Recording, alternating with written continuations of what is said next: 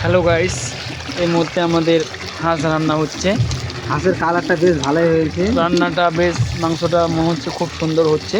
জানি না খেতে কেমন লাগবে। কালার ফুটে গেছে, কালার তো সেই চরম এ ক্লাস হচ্ছে।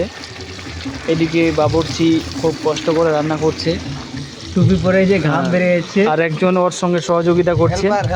ঘাম ভরতে হতে নাক দিয়ে জল বাড়িয়ে যাচ্ছে, জলও পড়ে যাচ্ছে।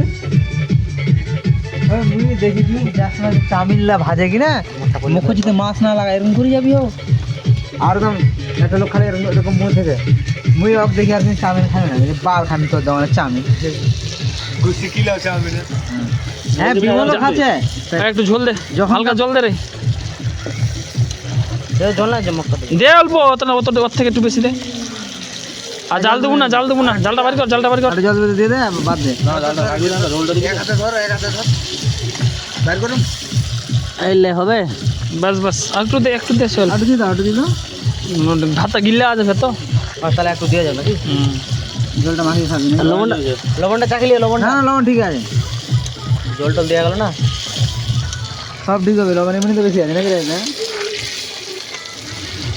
মামা তাহলে মাংসটা ভালোই হবে, ভালোই হবে। চেক করে তারাই বলতে পারবে। তখন তো অতটা এক ক্লাস হয়নি, তখন 2 ক্লাস হয়েছিল।